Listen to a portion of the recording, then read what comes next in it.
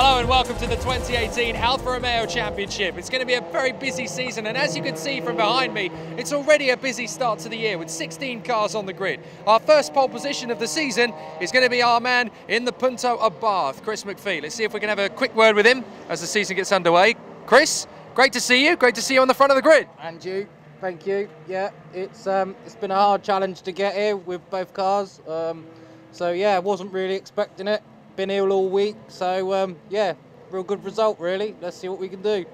Well, the track is drying, having had some rain this morning. Do you think that should help you out over the course of the race? New tarmac, so we'll see how it pans out. And it's been very close with the 2 or 3 guys behind you, so we should be in for a bit of a thriller. Hopefully, we'll see what it brings. Fantastic. Good luck, Chris. Thank you. So a real exciting race in front of us. It's time to get cracking with the action. Thank you, Jake. Cars lining up on the grid then ahead of the start of a new season in the BRSCC Alfa Romeo Championship. Here's how they do line up. It's Chris McPhee and Paul Webster on row 1. Then it's Chris Oxborough and Malcolm Chapman row 2 with Scott Austin on his own on row 3. Then the twin spark cars of Tom Hill and Josh Lambert, Andy Hancock and Dave Messenger. Then Christian Leith and Michael Tyderman. Andrew Fulcher and Andy Inman are next ahead of Richard Ford, Riccardo Laselli and Ciprian Nistorica at the tail end of the field. There are 4 classes of cars eligible to race in this championship. We'll discuss them in more detail as the race goes on, but the cars at the very front of the grid, not necessarily the cars that were quickest in qualifying this morning. Actually, it's the cars in the second group that will get away separately that are the quickest ones. So this could be an interesting race. Away we go then. The quicker cars, in theory, at the front of the grid make the launch down towards turn 1, and Chris McPhee and Paul Webster jockey for position. Webster gets the lead. Now the twin spark cars get going. They are by far the most numerous. That's where we find the more production-based 156s and 147s. And again, there's a bit of paint maybe being traded there as they went through turn 1. We'll see how they sort themselves out as down towards Beckett for the first time. Chris McPhee does slice back around the outside to retake the race lead from a fast starting Paul Webster. There's Scott Austin at the tail end of the field in that beautiful 155 as they make their way out of Beckett down the Wellington Straight, but now back into the race lead has gone Webster. So it's been a real yo-yo of a start to the race here, hasn't it, for Chris McPhee.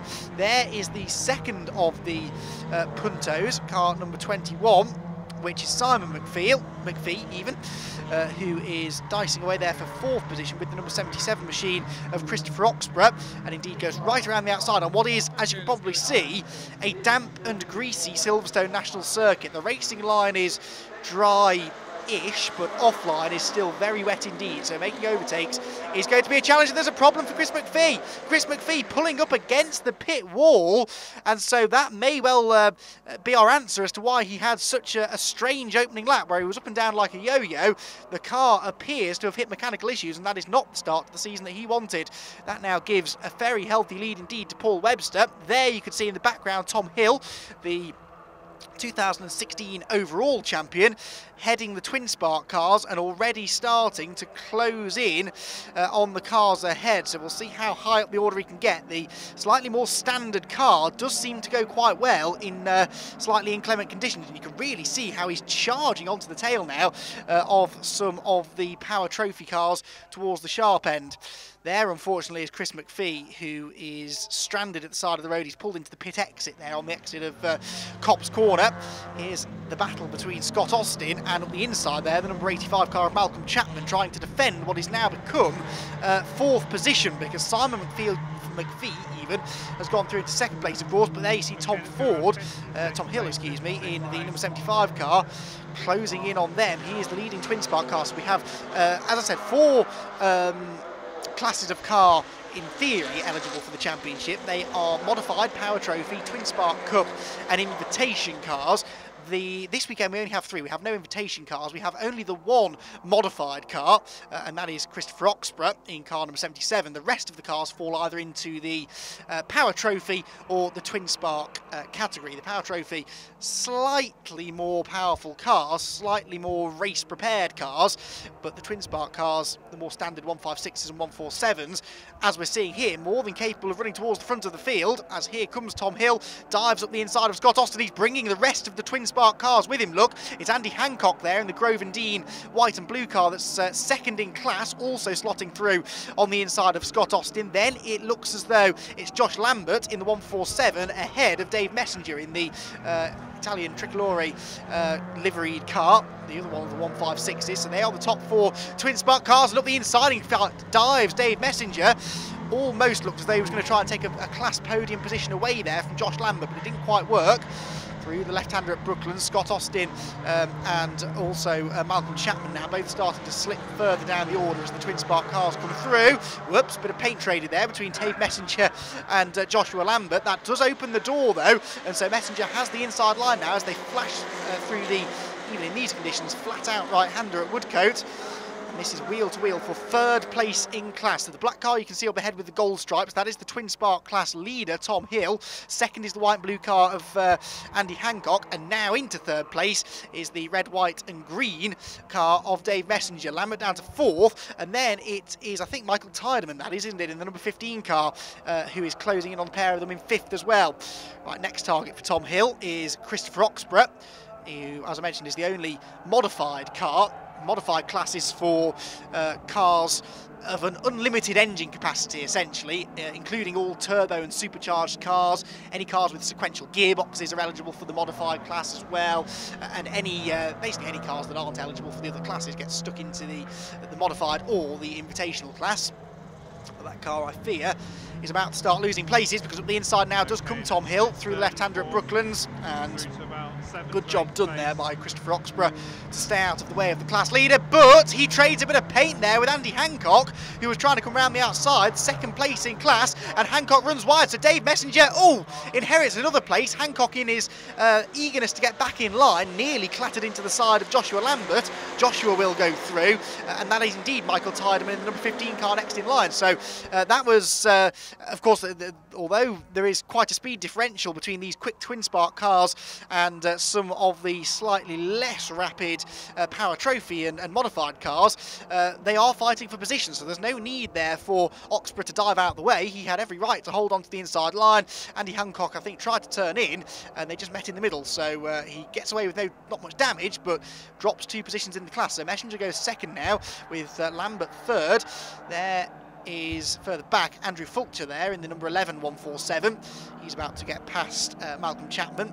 Again, those 2 cars running in separate classes, and the way that the championship works in the BRSCC Alfa Romeo Championship is that you score points within your class. So think back to the way that things like the British Saloon Car Championship used to work back pre-Super Touring days, where often the overall champion was not the driver who was winning all of the races outright, because if you're doing really well within your class and winning lots of races, and also potentially if there are more cars entered in your class than some of the more powerful cars, then as long as you do a good job within your class, you can win the championship and never actually win a race outright. That's often been the case. Indeed, when Tom Hill won the championship back in 2016, that's exactly what he did. He won lots of races within the twin spark class and scored enough points within his class to win the championship outright. Andy Hancock's race rather unravelling now, because look, Michael Tideman's trying to get up the inside when they're into Copse Corner. There was no way through there. Subtle differences in the aerodynamics at the tail end of those 2 156s, but I don't think that'll make a huge amount of difference, particularly in these conditions. Tom Hill on the ragged edge. They're really trying now to close in on the leading Power Trophy cars. There are Messenger and Lambert dicing away over 2nd place within the twin sparks, and Hancock and Tideman not far back either. Lambert gets a decent run out of Beckett's there, but I think the slightly more streamlined shape of the 156 maybe for Dave Messenger, just keeping him ahead down the Wellington Straight, but the slightly nimbler 147, look at that, on the brakes, up the inside goes Lambert, and that very, very nearly worked. Lambert, you can see Messenger there, the car rocking on the suspension, but that is one of the great things about this twin spark class, because all of the cars run with that 2-litre 16-valve twin spark engine, but the slightly longer wheelbase, more streamlined 156s do sometimes have that slight edge in a straight line, but of course the slightly shorter wheelbase, more nimble 147s often have an advantage through the twisty stuff. Mike Tideman seemed to have an advantage there out of the final corner, cut nice and tight on the exit of Luffield and got up the inside of Andy Hancock, so he's picked up another position. Andy Hancock's race, unfortunately, is not going the way that he would have hoped for pre-race. Down towards Maggots and Beckett's we go. There's Tom Hill, race leader, in the class at least, within twin sparks. Then 2nd place is Messenger, 3rd is Lambert. Tideman now up into 4th and looking fairly racy here, it has to be said. There's the Grove and Dean car of Andy Hancock in behind him. as they make their way down the Wellington Straight once more. Now this is where Lambert was challenging a lap ago to try and get past Dave Messenger. This time around there, it's Mike Tyderman who goes on the attack. Not content with having taken 4th place in class away from Andy Hancock in this lap, he wants more, and he's going to try and move himself into a class podium here if at all possible. Up the inside of Lambert, Lambert tries to hang tough around the outside, but he's on the dampened, greasy side of the road, and so he has to let Tyderman through. Great stuff this from Mike, who is really coming on strong as the race goes on. Could potentially allow Andy Hancock to join in the fun as well, but still these 4 cars continue to circulate as close as you like. So they are 2nd, 3rd, 4th and 5th within class, 4th, 5th, 6th and 7th overall. But because they're all in the same class, these are all of these positions worth valuable championship points. Early going, I know, it's only the first round of the championship, but every point counts. Ooh, out wide there goes Lambert as he tries to retaliate and get back alongside Tyderman. But nothing doing for the time being. So Hill still leading the way. 2nd place is still Messenger in the twins box. 3rd place for Mike Tyderman. Can he attack again down the back straight? Well, he didn't get a great exit from Beckett's there though, and so Lambert tries to get up alongside. Now, who's got the grunt in a straight line? Let's see. You would put your money on one of the 156s, but Lambert, we've seen, is good on the brakes down here.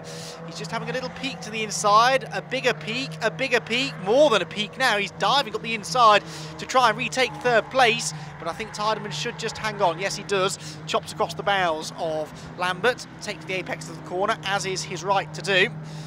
This is great quality racing here, close quarters stuff between the leading contenders in the Twin Spark Cup. And of course, because there are more entrants within the Twin Spark Cup even, there is potential that as the season goes on, a victory in this class could be worth more points than in some of the other classes. There's always the possibility that if the entry for a certain class, say the Power Trophy for example, if that starts dropping and dropping, which we don't anticipate it will, but if it were to drop for a specific round, then they may award fewer points for winning the class, whereas the Twin Spark Cup always a pretty full grid, and so it's always worth lots of points. But generally speaking, we anticipate the grid sizes to go up as the year goes on. We know there are plenty more drivers out there interested in coming into the championship. There is the number 11 car, that is Andrew Fulcher in the 147, and there Chapman and Austin back together now, so they're fighting over what is actually 4th place in the Power Trophy. Chapman in the red and yellow car, and Scott Austin there in the car that was actually Ian Brookfield's car from last year, but was rebuilt after an accident at Brands Hatch. And this is the first outing that Scott's had in it. He tried there to draw alongside, and not far behind them, Christian Leith. Speaking of drivers coming out of the woodwork and getting stuck back into the championship, Christian last raced with us back in 2014, and he's about to gain a place there at the expense of a wayward Scott Austin, who rather outbraked himself there into Brooklyn's score, excuse me. And 155, as stunning as it looks, unfortunately, has lost a place there to Christian Leith, but that doesn't affect championship standings because they are in different classes. But Christian Leith, who actually started 5th in the Twin Spark Cup on the grid, but for whatever reason didn't have a good start and has lost quite a bit of ground, which he's slowly now starting to build back up again. His next target is going to be Chapman, but as I said, that will not be worth any championship points. He's certainly looking racy though, and looking to get up the inside here down towards Beckett's. The door's being left graciously open by Chapman, who knows that there's not too much point really in getting caught up in a battle with a Twin Spark car, and so he lets him go. Nicely done up the inside there. The much newer 156, of course, a little bit better on the brakes perhaps than Chapman's Alfa Romeo 75. One of 2 75s in the field, because of course Christopher Oxborough's 75 also in the field, but that's one of the V6 cars, hence the reason it runs in the modified class. Now this is a change for 2nd place overall. Tom Hill has caught and now passed Simon McPhee, so Simon McPhee drops down to 3rd place overall, still 2nd in class. Tom Hill still leads his class, but can Hill now do anything about the race leader Paul Webster, who's only about 3 seconds up the road, and I think it's starting to rain again. Now, if it starts getting wetter and wetter, that could really play into the hands of Tom Hill, because in qualifying this morning, which was held in even wetter conditions than this, the twin spark cars, well, the fastest time set by Tom Hill, 1:14.518, compared to the fastest power trophy car, which was Chris McPhee, of a 1:14.999. So essentially half a second quicker than the quickest power trophy car is Tom Hill in the wet conditions. So he'll be doing a bit of a rain dance in that car now, hoping that it gets even wetter, and that could really allow him to bridge the gap to Paul Webster, who he was even quicker than. He was 1.5 seconds quicker than Webster in qualifying. Back with the twin spark cars, and we've had a change now for second in class, look, because Mike Tiedemann has got himself ahead of Dave Messenger. So great stuff there from Tiedemann. His race really coming on strong as we go on into the final third of the encounter. 20-minute races in the BRSCC Alfa Romeo Championship. Back through Copse Corner they go, a bit wayward there, a bit sideways for Tiedemann, so Messenger tries to fight back. Is he able to get alongside down into Beckett's, I wonder? We'll find out soon, because for now we check back in with a very ragged Tom Hill, but he's pushing that 156 to its absolute limits here to try and pull away from Simon McPhee. It's a shame that we lost Chris McPhee earlier on, whoops, as Andy Hancock has a big lose down at Copse Corner. His race, as I said, really not gone to plan, and in fact he loses a couple of places there, one to Christopher Oxborough, and one I think was Richard Ford, and Richard Ford is in the same class as him. And now we've got Simon McPhee back in second place now, so what's going on there? Simon McPhee was behind Tom Hill going on to the Wellington Straight, and as they come off the Wellington Straight, not only is he back in front, but he's some way in front. So something strange has happened to Tom Hill there. Maybe a missed gear, maybe we whisper under our breath, possibly some sort of mechanical drama that he's starting to encounter, although the car appears to have sped back up again now. Either way, Simon McPhee is now back into second place. As I was starting to say before that all kicked off, it's a shame that we lost Chris McPhee, because Chris was actually the first ever driver in this championship to win a race not driving an Alfa Romeo, and that's because last year was the first year in which non-Alfa Romeo cars were eligible, but all other cars within the Fiat Chrysler group, so Fiat, Abarths, Lancias even were eligible last year. However, they weren't eligible for championship points. So although Chris McPhee was actually able to win a couple of races, that first one was won in baking hot conditions at Alton Park, a complete contrast to what we have here this afternoon. Although he was able to win a couple of races, he wasn't able to score any championship points for it. That has now changed for 2018 to try and open up the grid to a wider variety of cars, and so if you have a car that is part of the Fiat Chrysler group, you can race it in the Alfa Romeo Championship and you can score points and you can fight for a championship, and that is no doubt what the pair of McPhees, Chris and Simon, are hoping to do. Simon's hopes of scoring some decent points here at Silverstone have just taken a significant boost though, with him getting back in front of Tom Hill, although of course they aren't in the same class. Right, final lap has begun then for Paul Webster, so if Tom Hill's going to get this place back, he's going to have to go on about it fairly quickly here, isn't he? Through Copse they go, and if anything, Simon McPhee is getting away slightly. They're just putting a lap on, I think that might have been Andy Inman. But as they make their way down towards Beckett's for the final time, I don't think Tom Hill can really do anything about this, despite the fact that he's still throwing the car around and look, taking a nice wide line into Beckett's there to try and find some grip. But the Silverstone circuit was actually resurfaced over the winter, and there's not really enough rubber down yet on the racing line for there to be a particular distinction between a wet and a dry racing line. That's caught a few drivers out this weekend. Not this one though, because Paul Webster is heading towards the checkered flag, and he is going to win round number 1 of the BRSCC Alfa Romeo Championship. Paul Webster sees the checkered flag and he is victorious in the opening round, wins therefore the Power Trophy as well. And here is confirmation of that result. He and Simon McPhee the top 2. Tom Hill is 3rd, but still wins the Twin Spark Cup ahead of Mike Tiedemann and Dave Messenger. Josh Lambert is 6th. Chris Oxborough, the only modified car, finishes in 7th ahead of Richard Ford. And Andy Hancock endured a difficult race to finish 9th. 10th place for Christian Leith on his return ahead of Malcolm Chapman, Andrew Fulcher, Andy Inman, Scott Austin and Cyprian Nestorica rounds out the 15-car field. Paul Webster, terrific start to the season in what turned to be quite a slippery race after all. Yeah, it was. We were discussing dries or wets before we went out, and it dried as we went out, but then it started raining and then it stopped and then it rained, so I don't think the wet tyres were the right tyres, but it was too slippery for slicks as well, so where do you go? But yeah, very slippery. Just talk us through what the track conditions made the car handle like. It must have been quite difficult. Lots of four-wheel drifting, back coming round all the time, lots of understeer. But it's about getting the wheel straight and put the power down as quick as you can, and it pulls you out of the corners. It's good in a front-wheel drive car. I wouldn't want it to be in a rear wheel. I can admit that. Well, perfect start, and hopefully there's a double in the offing. Yeah, weather's meant to be dry tomorrow, so you can get some slicks on and get some quicker times out. But that's my first ever win, so I'm quite pleased about that.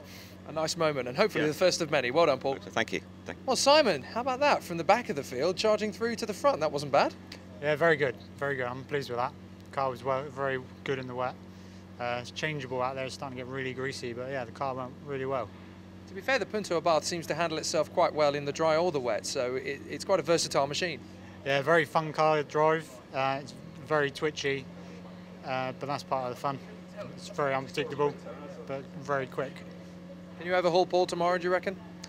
I think if it's very wet, we could get a bit closer, but in the dry, not really. Okay, hopefully a second podium at least. Well done. Thanks very much. Well, Tom, third position overall and a perfect start to your championship defence as well. Yeah, it was a wonderful race. Yeah, it was a very enjoyable race. You know, the car was wonderful. It's developed by Bianca Auto Developments, new for this season, so it's a massive thanks to them for getting the car ready in time. Testing was good. The pace was good today, and you know, it's down to the car. It's really lovely. Yeah, really lovely car. We can tell it was well developed and set up because it actually went fastest of all in qualifying. Absolutely, yeah. It was a good lap. I mean, it was a case of finding the grip. We were lucky that we didn't get caught in traffic. I know, you know, everyone was kind of trying to find space, but yeah, it was really fortunate to be able to get the space to do it. More of the same in race 2 so far? Fingers crossed. There's some great drivers on the grid, so we'll take it as it comes and see how we go. Hopefully it's going to be a good one, Tom. Well done. For sure. Thanks.